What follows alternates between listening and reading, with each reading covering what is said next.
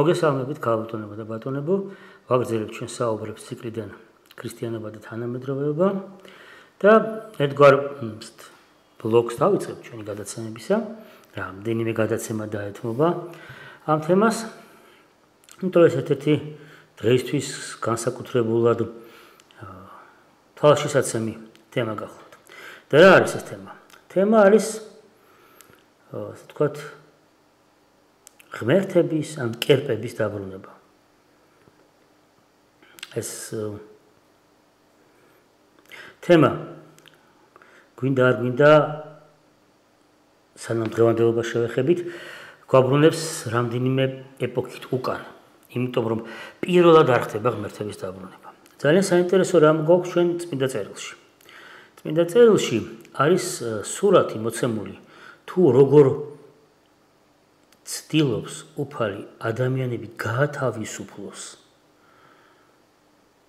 კერპთაყვანისმცემლური, წარმართული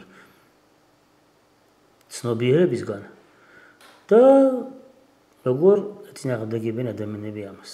სხვადასხვა მიზეზის გამო. გახსოვთ ჩვენ ერთ-ერთ სულ პირველ გადაცემას ჩვენი ციკლისა. თქვით ესეთი რაღაც. როდესაც წმინდა მოსე წინასწარმეტყველი წერს წმინდა წერილს, რამდენიმე მიზანს ისახავს. არა მარტო ის რომ აუწყოს ხალხს ჭეშმარიტება. ესე პირდაპირ, არსებობს ერთი ღმერთი და მორჩა. ის ცდილობს რომ ყველა მისთვის რაც შესაძლებელი იყო იმ პერიოდში, ხო? ყველა შეეზე აჩვენოს მანამდე არსებული წარმართული ცნობიერების სიმწირე, ხარვეზულობა და ასე შემდეგ.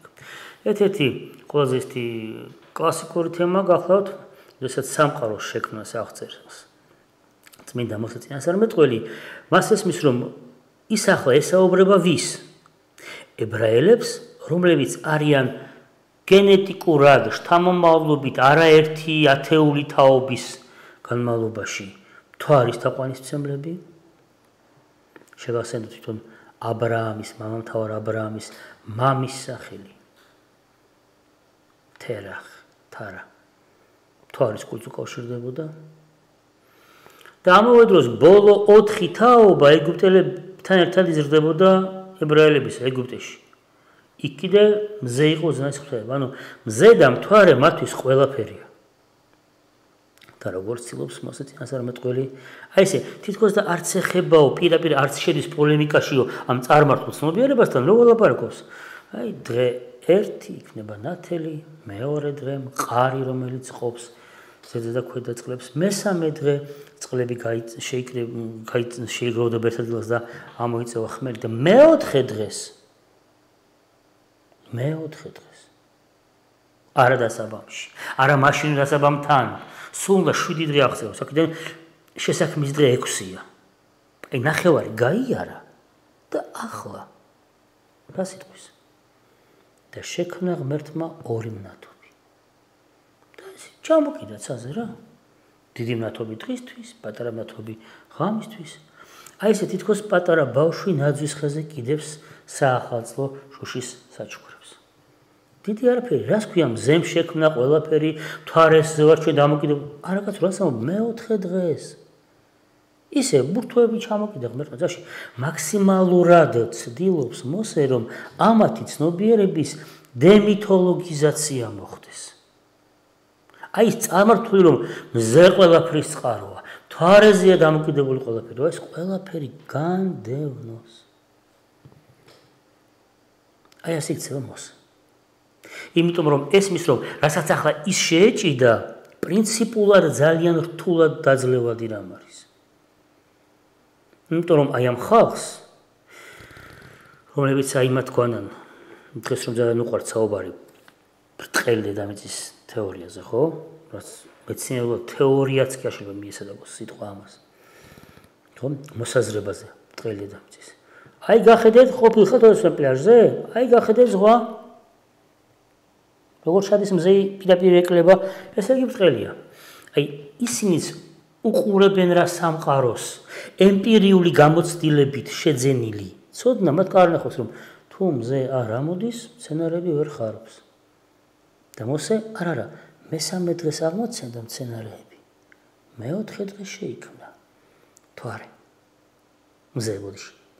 მესამე დღეს შეგროვდა წყლები ერთ ადგილას და მეოთხე დღეს შეიქმნა. თუ არა, მაგრამ ჩვენ ვხედავთ წყლის მიქცევა და მოქცევა დამოკიდებულია თუ არა.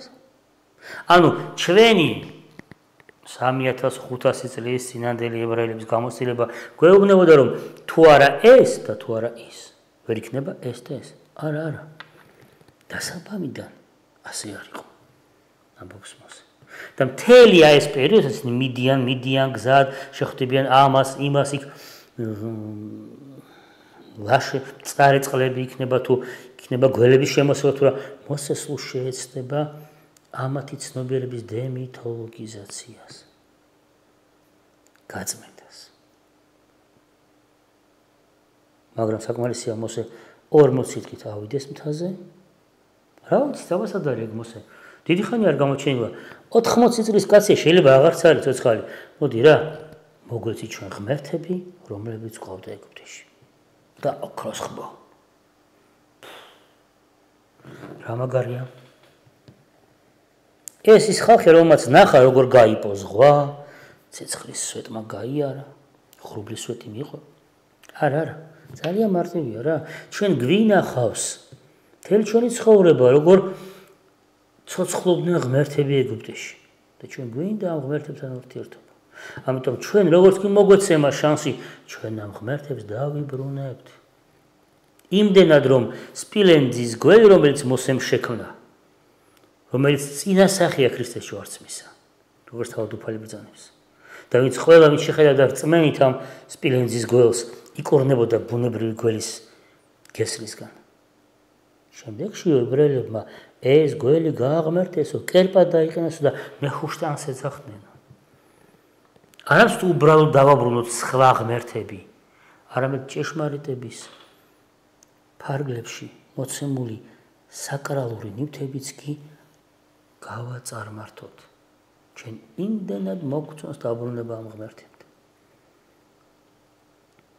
აი ეს პრობლემა არის დღესაც რამდენიმე ღმერთზე შეიძლება ითქვას გასაგებია ყველას გვესმის რომ ყოველნი ღმერთი წარმართანი ეშმაკ არიან ერთ-ერთ ჩვენ სხვა გადაცემაში ვისაუბრეთ თუ ნახავთ კარგი იქნება რომ აქ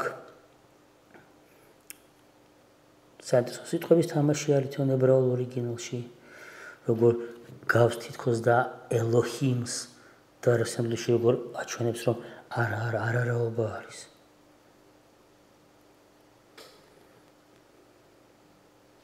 აქტუალურად ვაპარაკობთ ღმერთების დაბრუნებაზე არამედ მართლა ბრუნდებიან ჩვენ საუბრობთ იმაზე რომ ის სტატუსი რაც ამა თუ იმ დემონს ან დემონური შთაგონებით გაჩენილ იდეოლოგიას ცნობიერებას ჰქონდა ბრუნდება იმიტომ ადამიანებს ესონდათ იმიტომ რომ ისიც დიდი ხანი იციდა და აი ამ ყველაფრის შეჯამებისთვის ისინი დიდი ხანი ემზადებოდნენ ითვალისწინებდნენ ჩვენს გამოცდილებას როდესაც მოვიდა ჭეშმარიტი რჯული პირველ რიგში რას დაუპირისპირდა ამას რით დაუპირისპირდა ამით ესე იგი ჩვენ რა ხვდება ეს რომ დავბრუნდეთ დავიბრუნოთ ჩვენი ყოფილი დიდება და პატივი და გახსოვთ ჩვენ ვისაუბრეთ რომ წარმართობა ეს არ იყო უბრალოდ დაცინვა რომ ესენი დაემხობიან და ურტყამენ შუბლებს რომელიღაცა ქვის თუ ხის თუ ლითონის გამოსახულებების წინაშე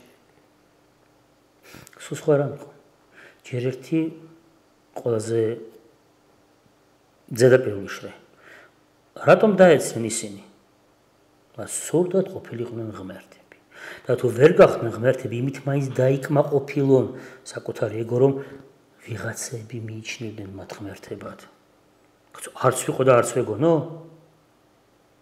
ამიტომ მოდი აი ეს მომენტი თაყვანი მეცით მე პირველი მეორე ჩვენ თქვით რომ წმინდა წერილის და ეკლესიის სწავლებით ყველა და ყველაფერი ყვება საღვთო ენერგიით საღვთო მადრით დემონები დაეცემიან რა ვერ კონტაქტირებენ პირდაპირ ვერ კონტაქტობენ ბაბადით. პირდაპირ. უშუალოდ. ენერგიის ნათელწყაროსთან. მაგრამ ადამიანი ორბუნებოვანი არსებაა. მას შეარსებობს მიწიერიც და არსებობს სულიერიც. და შეიძლება ესენი შეიმღვრეს. აი დაახლოებით მაშინა თოჯინები იცინიან. რეზიკომ ძალიან ცივი წყალი არ უნდა დალიოს და ოდნავ უნდა გაათმო ის წყალი, სანამ მისცემ რეზიკოს. პირდაპირ ისინი უშუალოდ მადლს ვერ ეხებიან. ამიტომაც თუ ადამიანის ცოდვილი, ვნებიანი, გაუკუღმართებული ცნობიერებით გაჟღენთილი დაცემით შეამღვრევ. იმაც უკვე მონელებადია. როცა ეს ტიპები გამოვარდებიან, დაემხობიან და თაყვანს სცემენ, აი ეს ენერგია ღვთაებრივი, რომელიც ყველა ჩვენგანშია. ჩვენ ყველანი ვფლობთ ღვთისგან ბუძებულ სულს. აი ეს ენერგია, რომელიც ჩვენში. მათთვის ჩვენი გაცნობიერებული, ჩვენი თავისუფალი ნებით განპირობებული ქმედების შედეგად მიმართული მათგან. დიახ, ეს მათ ყვებავს. ამიტომ მათ ეს უნდათ, რომ თაყვანს სცემდნენ. და კიდევ ერთი წმინდა ბასილი დიდი, თუ სწორად მახსოვს, ბრძანებს, რომ როდესაც ადამიანების წირავდნენ მათო სისხლი ან მსხვერპლსო, ეს იწოდაო. ეს ადის რა, ღებულობს რა მაქსიმალურად შემსუბუქებულ ფორმას. დემონური არსებები ხო რაღაცა ტიპის სხეულს ფლობენ, ეთერული სხეულია გამოყენებული ხოლმე, ხო? ანუ სრული უნივთობა მხოლოდ ღმერთს ახასიათებს. რაღაცა ტიპის ნივთიერება აქვთ. აი როდესაც აი ეს შეწირულიო მაქსიმალურად შემსუბუქებული არის, მაქსიმალურად მიახლოებული არის მათ მდგომარეობასთან, ესეც მათ სიამოვნებთ. ამიტომ ამ ღმერთების მიმართ თაყვანის ცემა აუცილებელია. გასაგებია დღეს ძალიან იშვიათია უშუალოდ სისხლიანი მსხვერპლ შეწირვები. კი ბატონო, ყველაზე ნათელი მაგალითი ამ მხრივ იქნება ინდუისტური რელიგიები, სადაც დღემდე პრაქტიკაა მსხვერპლ შეწირვებისა. ზოგჯერ როგორც ამბობენ ადამიანურისაც ან მინიმუმ ადამიანის სისხლის შეწირვისა. როგორც ამბობენ ამ მხრივ არც ტიბეტური ბუდიზმი არის ცალსახად განაზე გამდგარი. ხო, ვინაიდან ეს ტიპი უშუალოდ ესეთი რაღაცა ცეცხლზე, ნაკვერცხალზე დალაგებული სისხლიანი, ანუ ხორცის ან ამის კრებულობს. მაგრამ აი ის მეორე რაც ჩვენ თქვით, თავისუფალი ენერგიით ადამიანის საკუთარ თავს უძღვნის მათ, უგზავნის მათ, ეთაყვანება რა მათ. აი ამან შეიძლება უფრო და უფრო მეტი ძალა და შესაბამისად ის ღმერთები ბრუნდებიან ახალი ფორმატით. ისინი ელიან იმ ტიპის თაყვანისცემას, რომელიც მათ ყველაზე უფრო სტნავთ და ამავდროულად რომელიც შეიძლება სულაც არ საჭიროებს რაღაც განსაკუთრებულ რიტუალებს. შეუბრალოდ მისი ერთგული უნდა იყო. შეუდა შენ ცხოვრება მიუძღვნა მას. შეუდა ემსახურებოდე მას. და აი რადგან შეჯამებად ამ შესავალი გადაცემისა ვიტყვით, რომ დღეისთვის ყველაზე ზესტი თვალშისაცემი სამი ცრუ ღმერთი ბრუნდება. ეს გახლავთ პირველ რიგში